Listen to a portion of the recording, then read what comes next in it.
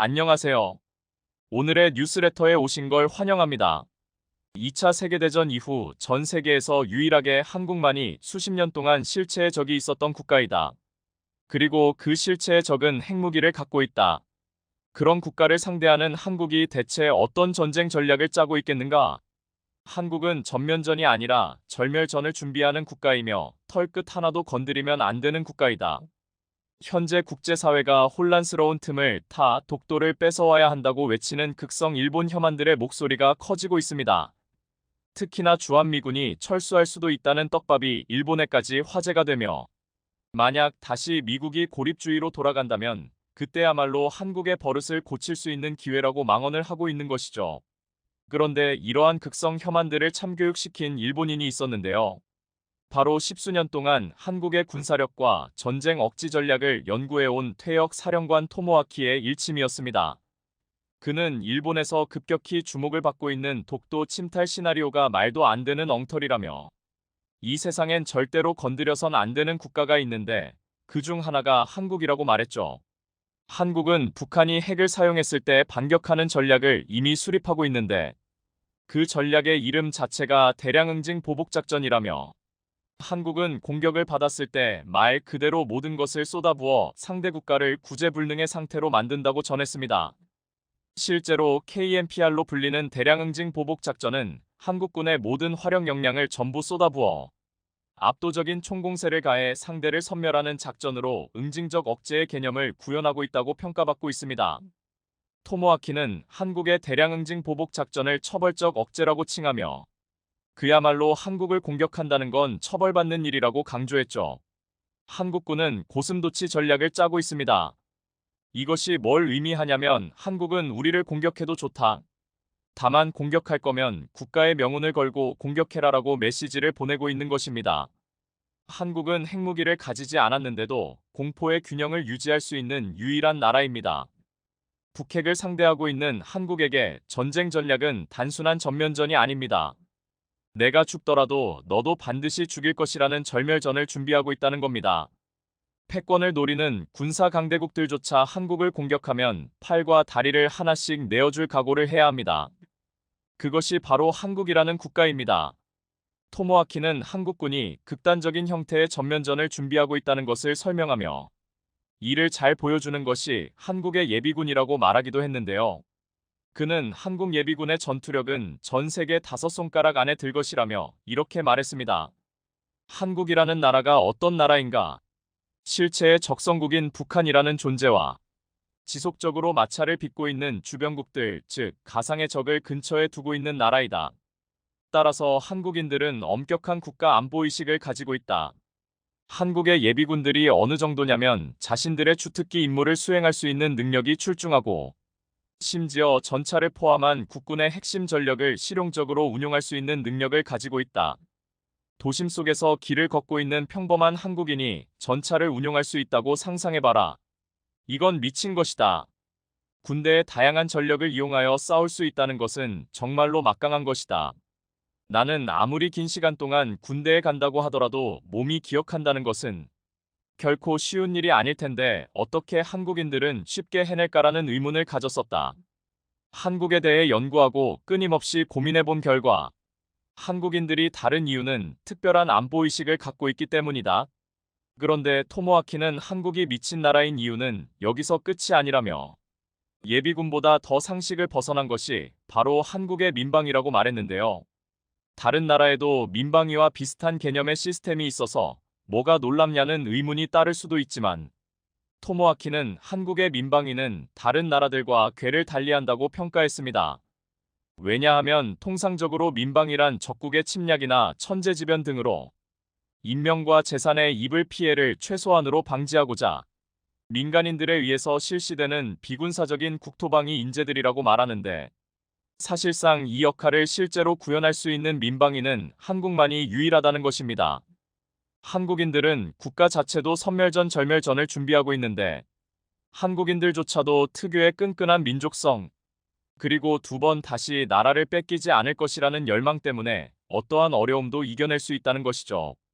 토모아키는 일본 혐한들에게 꼭 봐야 할 영상이 있다며 루프탑 코리안을 언급했습니다. 한국과 전쟁을 하고 싶다는 이들에게 전하고 싶다. 루프탑 코리아라고 들어봤는가? 1992년 미국 캘리포니아주 로스앤젤레스에서는 이른바 LA 폭동이 일어났다. 당시 미국 국민들은 패닉에 빠져 있었고 겁에 질려 있었다. 그런데 세탁소와 편의점을 운영하던 한국인들이 들고 일어나자 모든 상황이 달라졌다. 한국인들은 힘을 모아 우리가 스스로 지켜야 한다는 강인한 정신력으로 무장했고 매우 짧은 시간에 지휘 체계까지 만들어 작전을 펼치는 규격 외의 전투 능력을 보여줬다. 그들은 한치의 망설임도 없었고 총기와 탄약을 들고 지붕 위로 올라가서 폭도들과 공성전을 벌였다. 결국 겁에 질린 적들을 달아나게 하는 데 성공했다. 한국인들이 얼마나 타고난 전투 본능과 정신력을 가지고 있는지 이해할 수 있겠는가? 실제로 당시 미국에서도 이를 전국적으로 보도하며 한국인들의 전투력에 대해 집중 조명했는데요. 예측 불허한 시가전에서 이 정도의 전투력을 구사할 수 있는 건 오직 한국뿐이다라고 전하기도 했습니다. 따라서 토모하키는 한국의 전쟁 전략 자체도 절멸전을 준비하고 있는데 여기에다 전시 상황에서 가용할 수 있는 최대 인원이 600만 명이고 이들의 전투 능력과 정신력을 감안하면 말 그대로 총력전에 최적화되어 있는 나라가 한국이라고 언급한 것이죠. 그렇다면 일본 혐한들은 이를 보고 어떤 반응을 보였을까요? 일본 OCH 군사 커뮤니티의 댓글 반응을 보면 현실을 부정하기도 하고 한국과 절대 싸우지 말자라고 강조하며 이렇게 말했습니다. 만약 단순 국지전을 넘어 절멸전 급 전면전으로 진행된다면 한국군이 화력적인 면에서 압도적으로 유리하다. 그렇기에 한국 입장에선 해안선 방어를 집중시키며 일본의 함선이나 일본 본토의 핵심 산업구역 및 경제구역을 집중적으로 타격할 것이다. 일본은 꼼짝없이 복구 불가능한 피해를 입을 것이다. 한국을 건드리지 않으면 된다. 한국은 이미 헌법에서부터 침략적 전쟁을 부정하고 있는 나라다. 무턱대고 일본을 공격한다를 선택하면 헌법을 무시하는 일이 되지 않겠는가? 평화헌법에 따라 일본 또한 침략 전쟁을 수행하는 것은 역시나 자국 헌법을 어기는 것이다.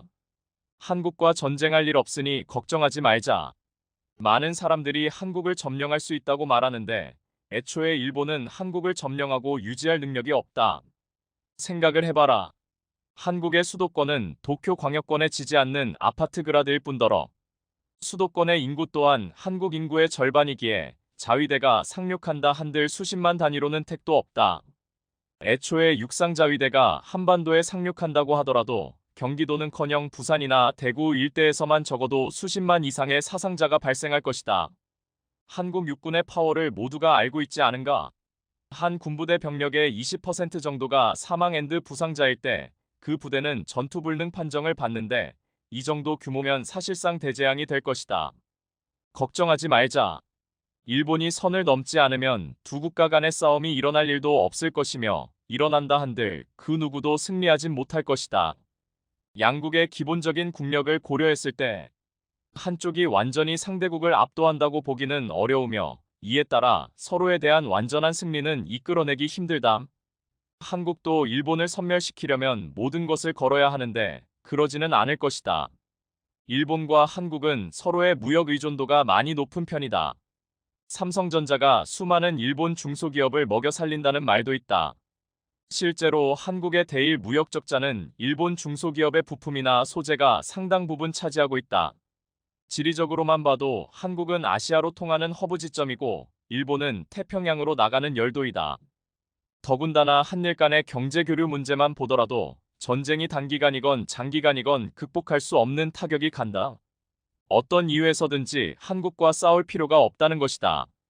상호 경제 의존도가 10%가 넘어가는 양국 간의 현실상 경제적으로 큰 타격이 갈 수밖에 없다.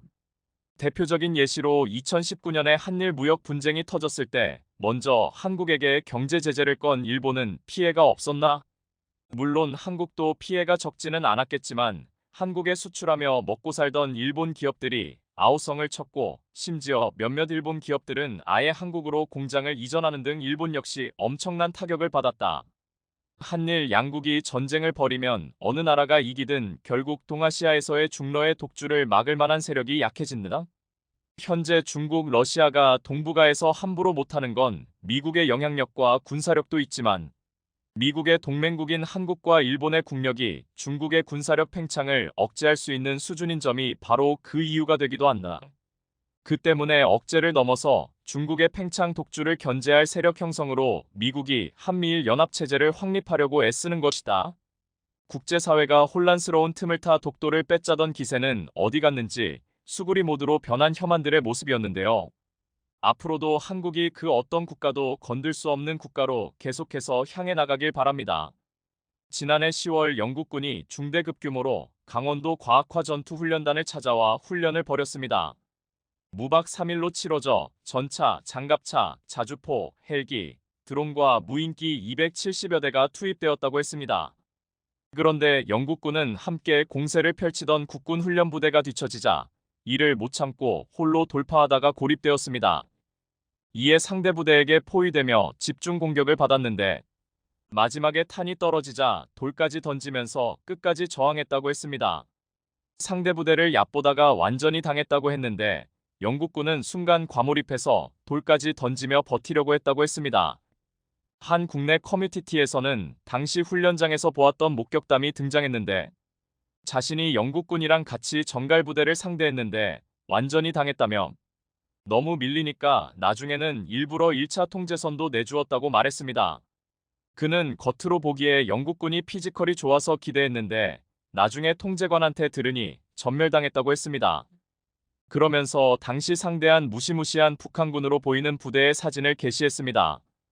이 부대는 북한군이 아닌 강원 인제 홍천 육군과학화 전투훈련장에서 북한군 역할을 담당하는 전문 대항군 가상의 적 부대로 군 유일의 북한군 전문 대역 부대였습니다.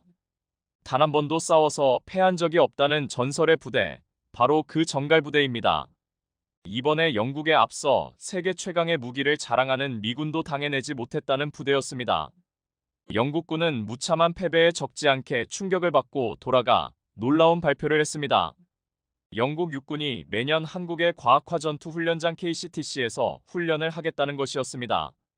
언론에서는 영국은 국토 면적의 약 85%가 평지라서 산이 별로 없기에 강원도의 험준한 산세에 매료되어 매년 이곳을 찾아 실전적인 훈련을 하겠다고 보도했습니다.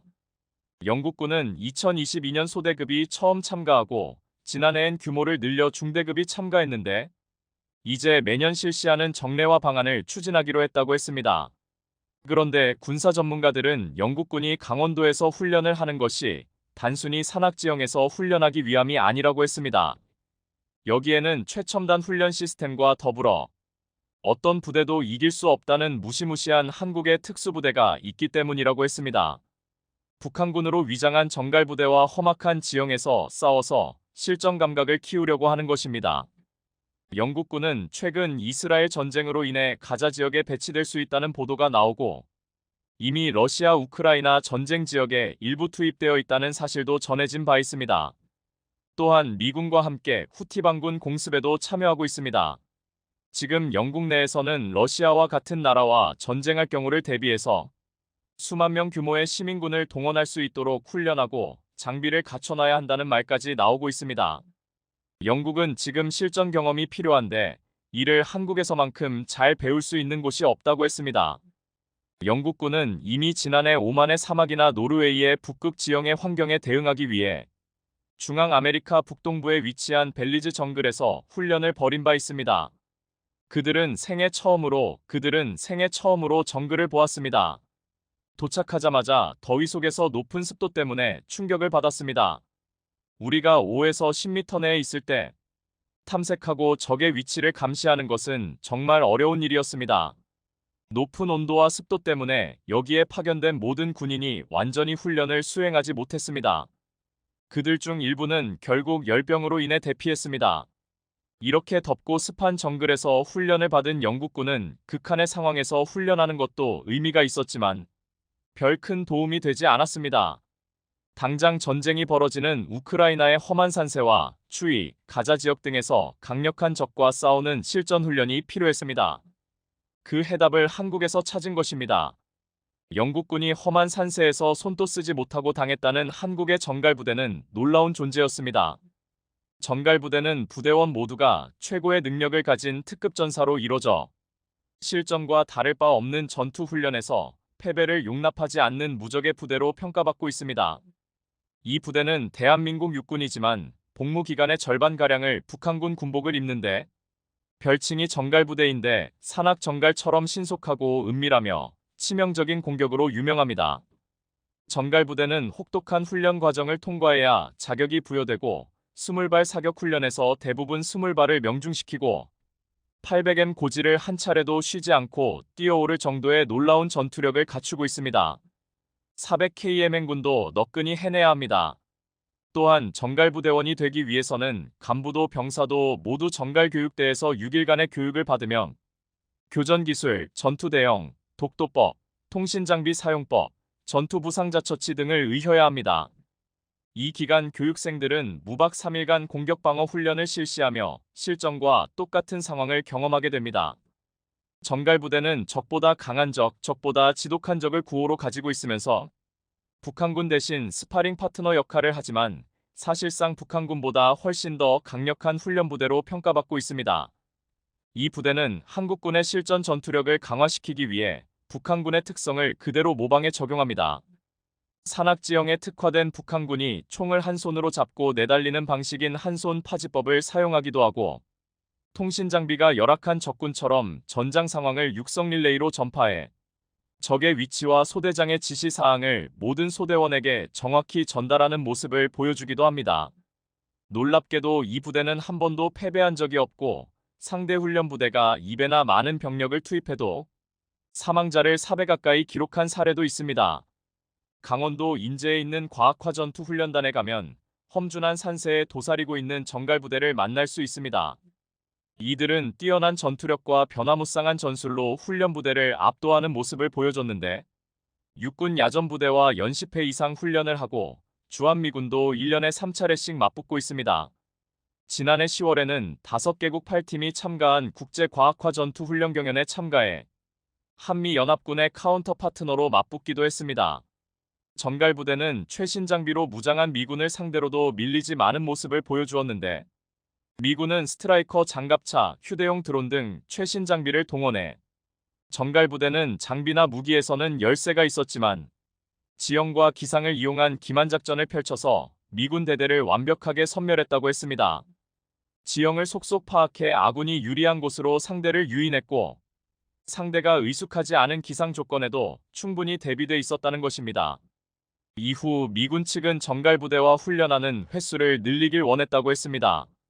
세계 유일의 분단국가이자 휴전국인 한국은 북한군보다 더 강력한 정갈부대를 만들어 훈련하고 있는데 이를 세계적인 IT 강국답게 세계 최고의 과학화전투훈련단 KCTC를 만들었습니다. KCTC는 초기에는 미국을 모방해 만들었지만 이제는 세계 최고로 불리고 있습니다. 육군은 여단급 이상의 부대가 동시에 기동훈련을 할 수 있도록 강원도 인제 및 홍천에서 수천만 평에 이르는 땅을 단계적으로 사들였습니다. 현재 KCTC를 위해 확보된 면적은 여의도 면적의 약 41배에 달해 세계 최대 규모입니다. 이곳에서 미군처럼 첨단 과학기술을 활용해 실전과 같은 모의전투 훈련을 실시하겠다고 했습니다. 이를 통해 2002년 강원도 인제에 마침내 육군과학화전투훈련단이 설립됐는데 전투단은 이듬해부터 기동훈련을 개시했습니다. 시행 첫 해엔 중대급 기동훈련만 가능했으나 2년 뒤 대대급으로 규모가 커지더니 마침내 2018년에는 여단급 규모의 전투훈련을 시행할 수 있게 됐습니다. 우리 KCTC는 규모 면에서 세계 톱티어 P3, 질적인 면에선 세계 최고 수준이라고 했습니다. 세계에서 과학화 전투훈련장을 갖고 있는 나라는 13개국인데 이 중 여단급 과학화 훈련장을 보유한 나라는 미국, 이스라엘, 그리고 한국입니다. 독일, 영국, 스웨덴 등 6개국은 대대급 훈련장을, 일본, 호주, 프랑스 등 4개국은 중대급 훈련장을 각각 운영하고 있습니다. KCTC는 모의 사격을 통해 실전 같은 교전을 가능케 하는 첨단 훈련 장비 및 인프라 통신 수준이 최고여서 미군을 비롯한 주요국들의 군 당국자들이 시험 및 체험을 요청해 직접 KCTC를 경험하고 가고 있습니다. 사업 초기 미군을 벤치마킹하던 우리 군이 이젠 미군 등의 벤치마킹 대상이 된 것입니다. 우리나라는 여단급 세계국 내에서 미국 이스라엘도 갖지 못한 첨단 시스템을 구축하고 있는데 KCTC 관계자는 우리 KCTC는 세계에서 처음으로 곡사화기 자동 모의와 수류탄 모의가 가능하다며 공군 ACMI 공중기동훈련 체계와 연동의 통합화력도 운용할 수 있고 육군 항공 및 방공무기 교전도 구현할 수 있다고 했습니다. 미군의 경우 곡사화기는 수동 모의만 가능하다고 했습니다. KCTC에선 실탄 대신 레이저를 발사해 교전이 가능한 마일즈 MILES 다중통합 레이저 교전 체계 장비를 전투 조끼와 방탄 헬멧, 전차, 드론 등에 부착하여 실탄 사격 없이 실전과 똑같은 효과를 내고 있습니다. 또한 마일즈 장비를 착용하게 되면 소총뿐만 아니라 자주포, 전차 사격으로 인한 피해도 측정할 수 있고 서 있는 위치나 자세에 따라 치명률도 자동으로 측정돼 실제 전투 상황과 유사하게 훈련할 수 있다고 했습니다. 게다가 KCTC에서 정갈 부대는 러시아 우크라이나 전쟁 등 최근 전쟁의 핵심 병기로 떠오른 드론, 그 중에서도 자폭 드론을 운용하며 새로운 전장의 모습까지 구현해가고 있습니다. KCTC 훈련에서도 드론을 통해 적진을 정찰하고 자폭 드론에도 마일즈 장비를 부착해 적을 타격하는 훈련도 진행하고 있다는 것입니다. 이렇게 KCTC는 우리와 대치 중인 북한군의 전술과 교리를 주기적으로 교육할 뿐만 아니라 최근 러시아 우크라이나 전쟁에서 나타나는 드론 운용이나 이스라엘 하마스 전쟁에서 나타난 시가지 전투 및 갱도 진지 전투 양상을 대항군의 전투 훈련에 반영하고 있습니다. 최근에는 게임 기반 온라인 플랫폼을 개발해 전투 병과별로 개인별 전투력 지수 등이 표기된 아바타를 구현하기도 하고 해당 게임 장병 훈련 플랫폼을 위게임 형태의 대대급 이상 지휘관 참모들의 전투지휘 훈련 BCTP과도 연계하겠다고 했습니다. 게다가 VR을 이용해 진짜 전쟁처럼 전쟁을 보고 느끼는 기술까지 개발해 한층 몰입도 높은 전투 훈련을 하게 업그레이드도 준비 중에 있습니다. 이제 주한미군, 영국군을 비롯해 외국군도 세계 최고의 첨단 시설에 세계 최고의 대항군을 보유한 KCTC에 와서 한번 훈련받아보는 것을 꿈꿀 정도라고 했습니다. 한국의 잠수함 기술을 훔쳤다는 의혹을 받았던 대만이 자체적으로 잠수함을 건조하겠다고 큰 소리치더니 최근 암초를 만나 악전고투하고 있다는 소식입니다. 2022년 1월 대만 국민당의 한 의원이 한국 대표부와 국정원에 정체 모를 USB를 전달했습니다. 대만의 첫 국산 잠수함 하이쿤을 만든 대만국제조선공사 CSBC에 대우조선해양연 한화오션의 기술이 유출됐다는 폭로였습니다. 그로부터 1년 뒤 이 사건은 국내 언론에 의해 대대적으로 보도됩니다. 결국 경찰은 대우조선해양 전 직원 어씨 등 2명을 기술 유출 혐의로 입건해 수사했는데 이들은 대우조선해양 근무 당시 도면을 빼돌린 뒤 잠수함 개발 컨설팅 회사인 S사로 이직했고 이후 도면을 대만 측에 넘긴 혐의를 받았습니다. 그런데 사건이 알려진 지 20여일 후 한화오션 측은 이런 해명을 내놓습니다. 대만에 유출됐다고 알려진 도면은 옛 대우조선해양의 잠수함 도면이 아닙니다. 인도네시아가 1970년대 말 독일로부터 수입한 독일 잠수함입니다. 이후 진행된 재판에서 한국 재판부는 한화오션 측 의견을 종합해 증거불충분 불기소 처분을 내린 바 있는데요. 잠수함 사건의 진상과 내막은 여전히 베일에 가려져 있습니다. 일각에서는 중국이 사드 사태 때처럼 경제 보복을 할 것을 우려해 한국이 잠수함 도면 유출에 대한 진실을 밝히지 않고 있다는 설도 있으나 그럼에도 대만으로 넘어간 2000쪽 분량의 잠수함 설계 도면은 대우조선해양이 2019년 인도네시아에 1조 1600억 원의 세척을 판매한 DSM이 1400 모델이란 점은 확실합니다. 또한 대만이 한국 잠수함 설계 도면을 입수해 자국의 잠수함을 건조하려 했다는 의혹은 여전히 사그라들지 않고 있는 실정입니다. 지난 2016년 대만 독립 노선을 표방하는 민주진보당 차이잉원 정부 출범 이후부터 중국으로부터 노골적인 침공 위협을 받아온 대만은 독자 잠수함 건조에 국가적 사활을 걸어왔습니다. 대만 상륙에 앞서 항공모함과 잠수함 등 압도적 해군 전력을 동원한 중국의 해상 봉쇄를 풀기 위해서도 잠수함 전력 확보는 필수적이기 때문입니다.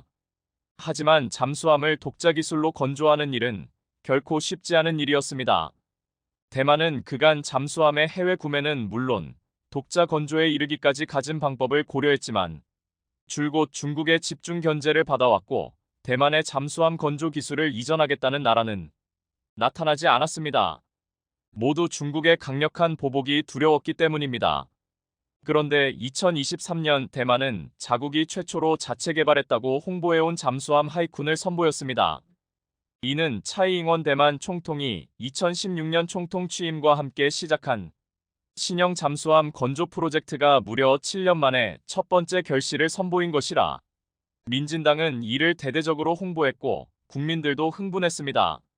대만은 2,500톤급 하이쿤함의 부품 중 40%가 자체 제작한 것이라고 홍보했고 앞으로 2026년까지 계속 신형 잠수함을 건조한다는 계획을 발표했습니다. 하지만 착착 진행되는 줄만 알았던 대만의 잠수함 건조 프로젝트는 한국 잠수함 기술 훔쳐갔다고 의심받는 대만이 미국에 뒤통수 당하며 발칵 뒤집힌 겁니다. 대체 대만의 잠수함 건조 프로젝트는 어떤 어려움에 직면한 것인지, 미국이 건 태클은 무엇인지 자세히 알아보고 이 시점에서 다시 한번 주목받고 있는 한국의 잠수함 건조 기술의 장점 알아보겠습니다. 대만이 야심차게 추진하고 있는 잠수함 건조 프로젝트가 커다란 암초를 만나 고전하고 있다는 소식인데요. 가장 큰 문제는 대만이 겉으로는 대만 자체 기술로 건조하고 있다고 홍보하고 있지만 핵심 부품은 미국 방위산업체로부터 수입하고 있는데 부품의 가격이 천정부지로 오르면서 잠수함 건조 비용이 예상했던 것보다 대폭 올라가고 있다는 점입니다. 대만 내에서조차 잠수함 건조 기술이 부족한 대만이 미 방위산업체들의 호구가 되어가고 있다는 비판이 나오고 있는 건데요. 자체 잠수함 건조 프로젝트를 추진하면서 늘어나는 비용과 기술적 문제 때문에 악전고투하고 있다는 겁니다. 총 7대의 잠수함을 건조하겠다는 대만의 잠수함 건조 프로젝트는 2026년부터 매년 1대씩 생산하겠다는 계획으로 빠르게 진행 중이었습니다. 그런데 대만은 대부분의 전투 디지털 핵심 시스템을 미국 록히드 마틴과 레이시온사로부터 제공받고 있는데 핵심 부품의 개발 비용부터 테스트 비용까지 모두 대만이 부담하고 있었다고 합니다. 이것은 처음부터 대만의 잠수함 프로젝트가 대만이 높은 위험 손실 부담을 떠안고 시작하는 한마디로 불리한 사업 구조로 시작했다는 것을 의미합니다. 급기야 대만 국방부가 잠수함 대당 건조 단가가 너무 비싸다고 항의했지만 미국은 대만 해군이 제시한 불만의 근거가 부족하다며 거절했고 이 때문에 대만 정부는 지금 대만 의회를 대상으로 눈덩이처럼 불어나는 총 7척의 잠수함 건조 비용을 설득하는데 애를 먹고 있습니다. 만일 야당이 계속 반대한다면 총 7척을 건조하려던 애초의 계획이 축소될 가능성마저 제기되고 있는 실정입니다. 중국이 대만을 압박하면서 호시탐탐 기회를 노리고 있는데 말입니다. 대만이 지금 직면하고 있는 상황을 보면 한국이 3,000톤급 잠수함을 아무런 문제 없이 그것도 빠르게 심지어 납기일까지 정확하게 맞춰서 척척 건조하고 있는 능력이 얼마나 대단한가를 한국은 지난 2018년 대우조선에서 첫 독자 설계 건조 잠수함인 3,000T급 도산 안창호함을 진수하면서 잠수함을 독자 건조할 수 있는 국가 반열에 올랐습니다. 잠수함을 독자 건조할 수 있는 국가는 한국을 비롯해 대략 10여 개국에 불과합니다. 그런데 심지어 대만이 지금 건조하는데 애를 먹고 있는 잠수함은 한국의 3,000톤급 잠수함보다 1,000톤이나 작은 2,000톤급이며 길이는 70m로 소형입니다. 더구나 수직 발사 체계도 갖추지 않은 버전으로 알려져 있는데요. 이렇게 애를 먹느니 한국산 잠수함을 도입하면 될 것을 이란 말이 절로 나올 정도로 소박한 수준입니다. 다만 미국의 지원으로 해저에서 착지 임무를 수행할 수 있도록 고성능의 X자 항타를 장착하고 있어 중국 해군이 운용하는 핵잠수함의 헌터 킬러 임무에 특화되어 있는 것을 알려져 있는데요. 한국의 3,000톤급 1번함인 도산 안창호급 잠수함이 대당 8,500억 원이었다가 전 세계에서 두 번째로 비싼 잠수함 리튬 이온 배터리를 장착해 1조 원대로 가격이 상승했습니다. 그런데 잠수함 설계 단계에서부터 미국 업체의 도움을 받은 대만은 여기에 잠수함 전용 부품 설계 비용, 부품 수입 비용, 미국산 미사일과 MK-48R의 도입 등에 2조 1,300억 원을 지출했고 이 때문에 초도함 건조비에만 설계비와 건조비용 등을 합해 무려 2조 2,400억 원을 썼습니다. 이것은 한국이 대만보다 1000톤이나 높은 3000톤급 잠수함 초도함 건조 비용에 사용한 비용보다 2배 이상 많은 사업비를 지출한 셈입니다. 한국의 도산 안창호급 3000톤 잠수함보다 배수량, 길이, 성능, 탑재 시스템 등 모든 면에서 소박한 대만의 2000톤급 잠수함 초도 비용에 이처럼 많은 비용이 들어갔으니 당연히 대만 의회가 펄쩍 뛸 수밖에 없었을 것입니다. 더구나 여전히 대만에서 잠수함 건조 문제는 민진당과 국민당의 첨예한 논란거리인데 말입니다.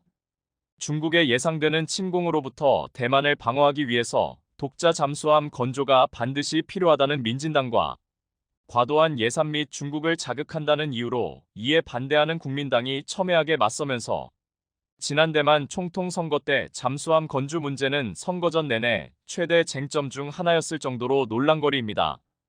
그런데 앞으로 나올 잠수함들의 예상 단가가 처음에는 1조 300억 원으로 예상했는데 지금 계산으로는 무려 17조 원으로 상승해 대당 단가가 6,700억 원이나 상승해 있었습니다. 이마저도 물가 상승률이 반영된다면 더 높아질 가능성도 있어 대만 정부를 더욱 더 곤욕스럽게 하고 있는 실정입니다. 하지만 아무리 국민당이 반대하고 대만 국회가 곤란하다고 해도 대만으로서는 미국 방산업체의 도움 없이는 잠수함 건조가 안 되니 돈이 더 들어가도 어쩔 수 없는 입장입니다. 물론 어느 나라나 잠수함과 같은 첨단 방산 무기를 개발하는 데에는 엄청난 비용과 핵심 부품 수입을 감수해만 합니다. 하지만 한국처럼 어느 정도 자체 기술력을 가지고 있다면 초도함 건조에 들어가는 비용이 대만처럼 이렇게까지 많이 늘어나지는 않았을 것입니다. 자체 기술이 없다는 점이 이렇게 억울한 겁니다. 반면 미국 방산업체들은 대만 잠수함 사업을 수주에 부르는 게 값인 부품을 파는 중입니다. 올해 초 HD현대중공업은 3000T급 잠수함인 신체호함을 해군에 인도하는 서명식을 개최했는데요. 보통 인도 서명식에는 해군, 방위사업청, 조선사 정도가 참석하는데 이날은 이례적으로 미국, 영국, 호주, 필리핀, 폴란드, 페루 등 9개 나라에서 온 각국 정부 인사 20여 명이 참석해 눈길을 끌었습니다. 캐나다, 페루, 호주, 필리핀, 폴란드 등은 수상함, 잠수함 등 K함정 수출이 유력한 국가입니다. 따라서 우리 국방부와 HD현대중공업은 주요 고객을 초청해 국내 독자 기술로 설계 건조대, 전력 배치를 앞둔 잠수함의 실물을 보여주었던 것입니다. 역시나 신체호함뿐만 아니라 진수를 마치고 시험 평가 중인 이지스 함정조 대왕함, 호위함 충남함까지 둘러본 주한 페루 대사와 캐나다 고위 관계자는 잠수함 내부까지 직접 둘러볼 수 있어 특별한 경험이 됐다고 했고, 지난달 28일 HD현대중공업은 페루에서 호위함 등 함정 4척을 수주한 바 있습니다. 그런데 신체호함 인도 서명식에 9개 나라에서 온 각국 정부 인사들이 대거 참석했다는 소식이 알려지자 일본 네티즌들은 이렇게 악플을 달았습니다. 해시태그 참관을 간청했기 때문이다. 해시태그 한국이 돈을 내고 초대했겠지. 방산에 대해 조금 아는 네티즌들은 해시태그 탄도미사일 탑재 잠수함이라 조금 다른 것 같기는 하다. 해시태그 일본 해상자위대의 잠수함과 비교된다. 며 한국의 잠수함 건조 능력을 시기하면서도 미국 등 유수의 국가들이 한국의 잠수함을 구매하고 K방산이 잘 나가는 걸 보면서 부러워하는 게 느껴졌습니다. 는 명국 아마도 대만 역시 전 세계로 수출 영역을 확장해가고 있는 한국 방산의 무서운 성장세를 보면서 자주 국방의 기술력을 가진 한국이 못내 부러울 것입니다. 대만이 잠수함 건조에 있어 고비용 문제 때문에 악전고투하고 있는 모습을 보면 결국 자체 기술력이 없는 나라, 자주 국방의 능력이 없는 나라의 비애를 다시 한번 확인하게 됩니다. 한화오션이 호주의 군함 건조 기업 오스탈 인수를 위해 재시동을 건 가운데 사실상 미국이 이를 승인해 오스탈 인수가 현실로 다가오고 있다는 소식입니다. 오스탈은 호주에 본사를 두고 미국 엘라베마주의 조선소를 운영 중인 세계적인 군함 건조사로서 특히 3개의 동체를 가진 3동선 형태의 독특한 선체 구조를 가진 미 해군 연안 전투함 LCS를 비롯해 다양한 군수 지원함을 미군에 공급해온 회사입니다. 그런데 한화오션은 일찌감치 이 회사를 눈여겨보고 인수를 추진해왔습니다. 현재 한화오션은 오스탈 인수를 위해 규제 당국의 승인 절차를 밟고 있는 것으로 알려졌는데요. 앞서 하나오션은 오스탈의 현재 가치에 프리미엄을 붙여 제시했지만 오스탈이 이 제언을 한 차례 거절한 바 있습니다. 그런데 최근 미국의 개입으로 하나오션이 다시 인수합병을 진행할 가능성이 높아지고 있습니다. 이미 두 회사 간 구체적인 인수 조건 협의도 조율 중이란 후문인데요. 하나오션은 왜 이토록 오스탈 인수에 공을 들이는 것인지, 이를 통해 얻을 수 있는 효과는 무엇인지, 그리고 일본이 최근 캐나다 잠수함 사업 수주에 있어 한국을 극도로 경계하고 있는 것인지 그 내막 자세히 알려드리겠습니다. 호주의 장갑차 레드백과 K9 자주포 헌치맨을 수출하며 인정받은 하나그룹이 이번에 하나오션을 통해 호주 방산 조선업체 오스탈 인수를 위해 공을 들이는 이유는 첫째, 한화가 궁극적으로 미군 함정 사업과 정비 유지 보수 해마로 시장 진출을 노리고 있기 때문입니다.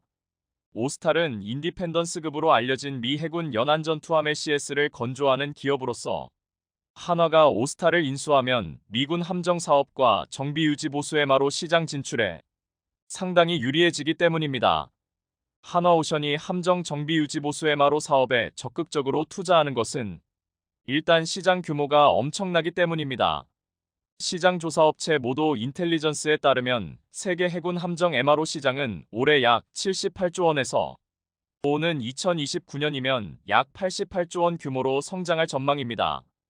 그런데 이중 미국이 차지하는 비중만 해도 연간 20조 원에 달합니다. 이러니 세계 여러 나라가 미 해군 함정의 MRO를 따내려고 그렇게 경쟁을 하는 것입니다. 둘째, 한화가 오스탈을 인수하면 에너지, 조선, 해운 산업을 아우르는 글로벌 조선 융복합 기업으로 발돋움하면서 이를 통해 한화가 미국 조선소 확보로 수주에 있어 경쟁력을 높일 수 있기 때문입니다. 나아가 한국형 차기 호위함 KDDX, 차기 이지스함 등 한국 해군 사업에서도 시너지를 낼 수 있을 것이라 보기 때문인데요. 조선업계에서는 한화가 호주 기업 오스탈 인수에 성공한다면 미국 전투함을 K방산이 만들 가능성이 높아질 것이며, 따라서 인도 태평양 지역의 조선 방산 시장에 지각 변동을 야기할 것이라는 전망합니다. 한화오션이 오스탈을 인수하려 애를 쓰는 세 번째 이유는 오스탈을 인수하면 미국 시장 진출 시 규제 장벽 문제가 미국 존스법은 자국 내 선박 건조와 운영을 자국 기업에 의무화하고 있습니다. 따라서 미 해군 함정 수주를 위해서는 현지 조선소 확보가 필수적입니다. 그런데 오스탈이 미국의 자회사를 가지고 있기 때문에 이 같은 걸림돌이 일시에 제거돼 미국 시장에 곧바로 진입할 수 있는 길이 열리게 됩니다. 결국 한화의 끈질긴 구애와 한국 조선업의 위상에 미 국방부와 미국 규제당국도 한화오션의 오스탈 인수에 대해 반대할 의사가 없다는 것이 확인되었습니다. 미국으로서는 한화오션의 오스탈 인수를 거절할 이유가 없습니다. 최근 한국 정부가 미국 주도의 인도태평양 전략에 적극 동참하고 있고, 한국의 첨단 기술력은 이미 미국, 영국, 호주 안보동맹인 오커스가 한국에게 첨단 기술 분야의 동참을 원하는 수준에까지 와 있습니다. 따라서 한국 기업이 미 해군 연안 전투함 LCS를 비롯해 다양한 군수 지원함을 미군에 공급해온 조선사를 인수하게 되면 다른 나라가 인수하는 것보다 미국의 국방 협력 강화에 기여할 것이기 때문입니다. 업계에서는 미국이 반대하지 않으면 호주 정부도 사실상 승인할 것으로 내다보고 있습니다.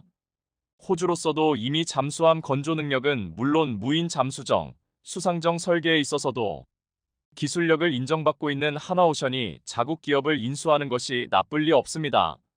한화오션은 최근에도 한국 해군이 발주한 정찰용 무인 잠수정 및 기뢰전 무인 수상정 개념 설계 사업이 우선 협상 대상자로 선정됐는데요. 이 사업은 해군이 미래 핵심 전력으로 추진하는 해양 유무인 복합 전투 체계 네이비시, 고스트 네이비시, GHOST의 첫 단계라 더욱 주목받고 있습니다.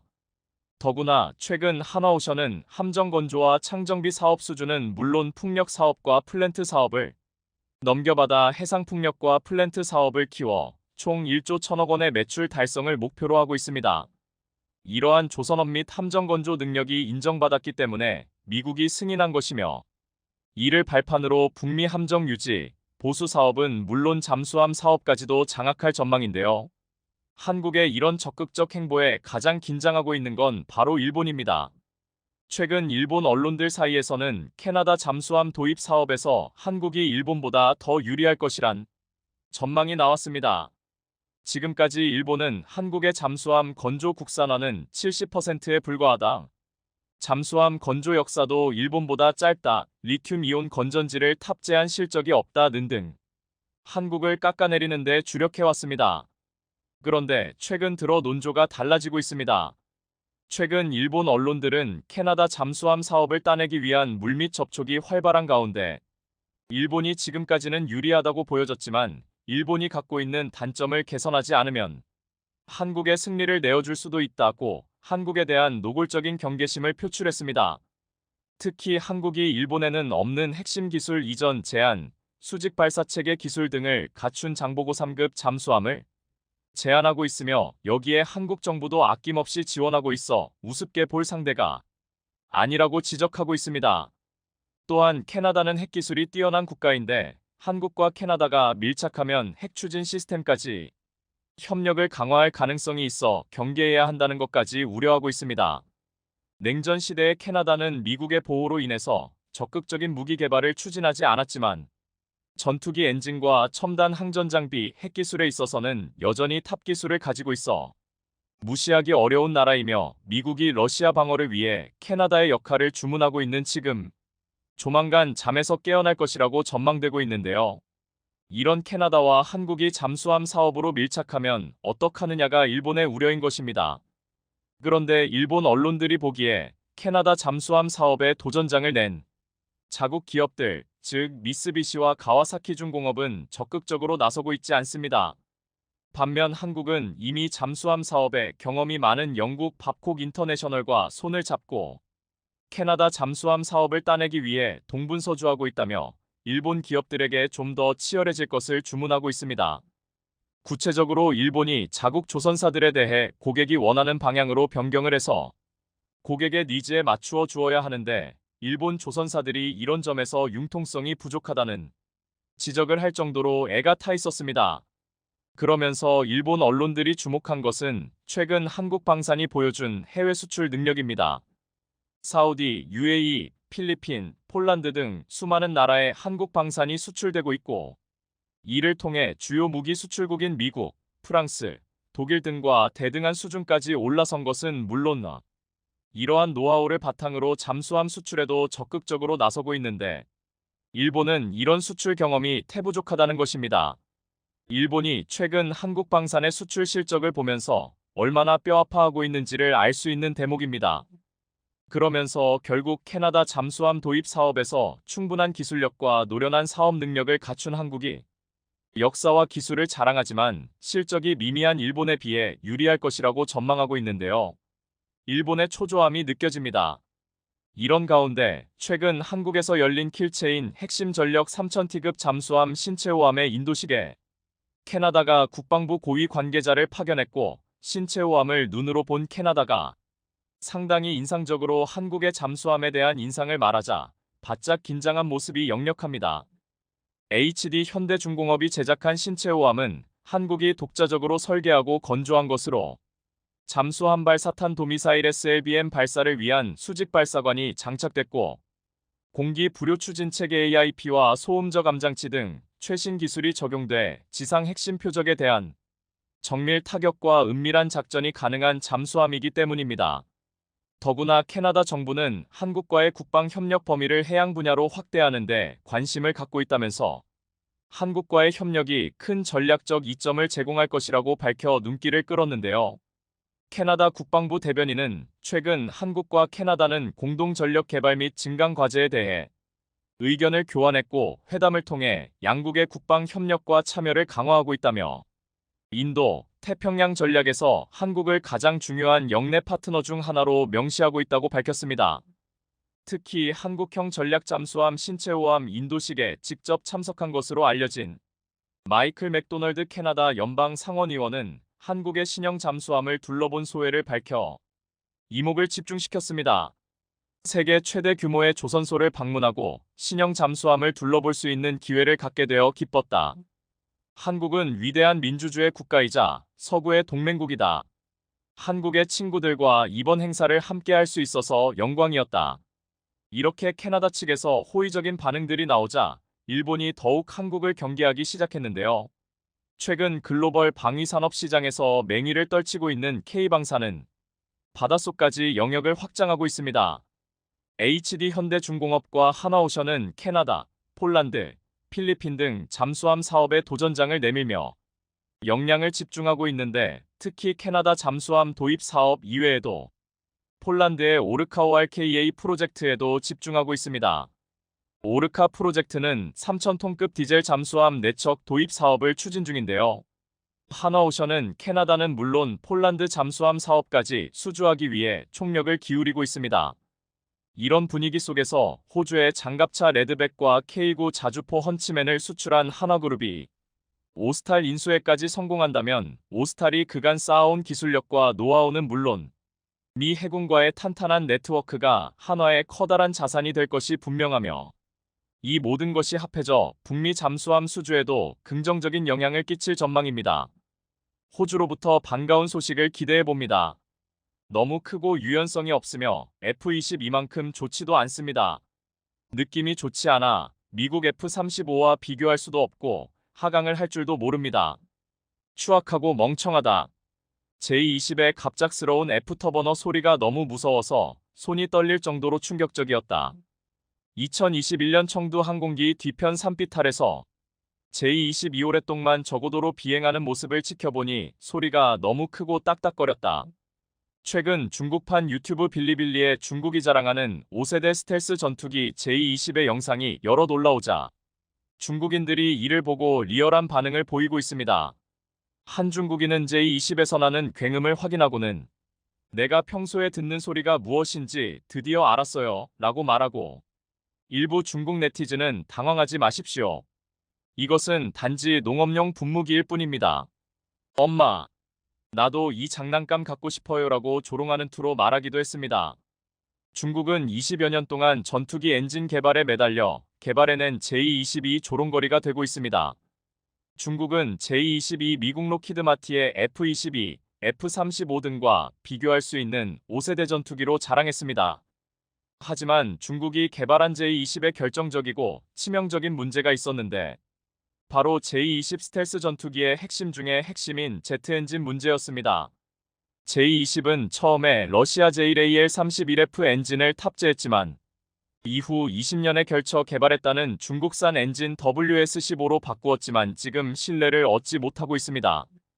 J-20은 처음엔 수호이-27에 들어가는 러시아산 AL-31F 엔진을 사용했고 나중에는 이 엔진을 복제한 국산 WS-10 엔진을 장착했습니다. 문제는 두 엔진 모두 J-20의 무거운 기체를 감당할 만한 추진력을 갖추지 못했다는 것인데 결국 수호이-57에 들어가는 AL-41F1 엔진을 수입하려고 했지만 중국의 복제를 우려한 러시아가 판매를 거부했습니다. 이후 중국은 WS-15를 개발했다고 발표하고 J-20을 시험 테스트를 하고 있지만 테스트를 하는 지역의 주민들은 지금 소리가 너무 시끄러워서 참을 수 없다고 할 정도로 문제가 큰 것으로 알려졌습니다. 사실 항공기의 제트 엔진 개발은 기술 확보에만 20여 년 이상이 걸리기 때문에 항공기 개발보다 어렵다고 말하고 있습니다. 그것도 탄탄한 기초 과학기술 기반이 있어야 가능하기에 세계적으로 항공기 엔진을 자체적으로 만들 수 있는 나라는 미국, 러시아 등사에서 5개국에 불과합니다. 그러기에 갑자기 중국이 5세대 스텔스 전투기를 움직일 수 있는 엔진을 제대로 개발하는 것은 거의 불가능이라고 말하고 있습니다. 이런 가운데 중국에서는 크게 우려하고 통탄할 수밖에 없는 소식이 나오고 있습니다. 한국에서 나온 놀라운 두 가지 소식입니다. 먼저 한국의 방산시업 한화에어로스페이스가 KF-21의 엔진 생산과 6세대 전투기 엔진의 개발 플랫폼을 선제적으로 확보하기 위한 공장을 만들겠다는 발표였습니다. 한화에어로스페이스는 15일 창원 1사업장에서 1만 번째 엔진인 공군 TA-50 훈련기의 F404 엔진을 생산하면서 항공엔진 1만 대 출하식을 열었다고 밝혔습니다. 출하식 이후에는 KF-21에 장착할 F414 엔진을 생산하기 위한 스마트 엔진 공장 착공식도 진행했습니다. 한화에어로스페이스는 지난 1979년 공군 F4 전투기용 J79 엔진 창정비 생산을 시작으로 45년간 항공기와 헬기, 선박 등에 탑재되는 엔진 등 모두 1만 대를 생산했습니다. 이 과정에서 엔진 설계 및 해석, 소재 및 제조, 시험 및 인증 등 항공 엔진 전반에 걸친 기반 기술과 시스템을 확보하고 이를 기반으로 유도미사일 엔진, 보조동력 장치 APU 등 1800대 이상의 엔진을 독자 기술로 개발, 생산해냈습니다. 그런데 한화에어로스페이스의 이 발표에 중국이 크게 놀라는 지점이 있습니다. 중국은 20여 년 동안 전투기 엔진 개발에 매달려왔습니다. 자체 기술이 없다 보니 러시아 엔진을 뜯어보고 베끼는 식으로 개발을 해왔는데 만족할 만한 성능을 내지 못해 고심해왔습니다. WS-15는 미국의 F-22 스텔스 전투기에 들어가는 F-119 엔진을 벤치마킹해 개발한 엔진이지만 그동안 터빈 등의 문제로 개발에 어려움을 겪어왔습니다. 특히 이 엔진은 내분 온도가 섭씨 1350도를 넘어가면 갑자기 출력이 떨어지는 등 심각한 문제가 발생했는데 심지어 지상시험 도중 엔진이 폭발하는 사고까지 발생했습니다. 만약 이 엔진을 J-20 스텔스기에 장착했더라면 당연히 공중에서 폭발했을 수도 있었습니다. 더욱 문제는 이 폭발로 다친 사람은 없지만 중국 엔지니어들은 엔진을 고칠 수가 없었다는 것입니다.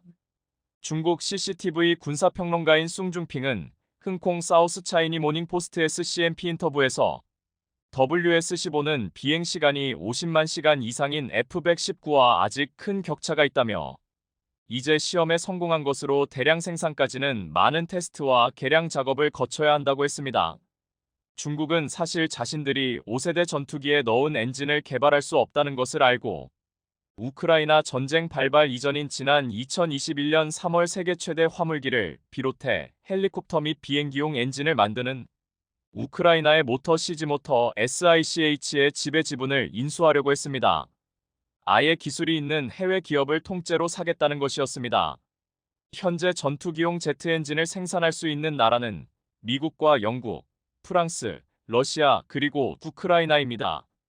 우크라이나에서는 모터시즈가 제트 엔진을 생산할 수 있는 기업이었습니다. 하지만 이를 눈치챈 미국의 압력으로 모터시치의 중국 인수는 불발로 끝났습니다. 그런데 지난해 10월 놀라운 소식이 전해졌습니다. 공식적으로 확인되지는 않았지만 이모터시자가 한국에게 터보젯 엔진 1기를 수출했다는 소식이었습니다. 엔진이 단 한 개만 수출한다는 게 이상했는데 자칫하면 기술만 넘겨주고 돈이 되지 않는 일이었기 때문입니다. 일각에서는 우크라이나에서 현재 절박한 포탄을 한국에게 도입하고 이를 대가로 제트 엔진 기술을 전달해 주려고 한 것으로 해석했습니다. 우리가 아무리 미국제 엔진을 라이센스 생산하고 축적한 기술도 수준급에 올라와 있지만 단기간에 자체적으로 만들기에는 한계가 있다고 했습니다. 그런데 지금 상황에서 우크라이나는 이 엔진을 연구용으로 한국에게 수출했습니다. 연구용으로 도입된 우크라이나제 제트 엔진은 우리가 마음대로 뜯어볼 수 있다는 것입니다. 한국은 과거에도 그렇듯이 뜯어볼 수 있게만 해준다면 빠른 속도로 만들 수 있는 기술이 있습니다. 제트 엔진은 국가 핵심 전략 기술로 해외 유출을 극도로 통제하지만 지금 우크라이나가 너무 절박한 나머지 한국에게 이를 내주고 포탄을 얻으려 했다고 보고 있습니다. 일각에서는 미국도 포탄이 부족하고 우크라이나에 지원해 줄 수 없기에 모터시즈와 한국과의 모종의 거래를 눈감아줬을 것이라고도 했습니다. 현재 한국 방산의 1등 공신인 K2 전차나 미사일, 로켓 등이 러시아 기술로부터 개발된 것인데 이번에도 한국은 구소련의 기술로부터 빠른 개발을 할 수 있는 상황이 되었다고 했습니다.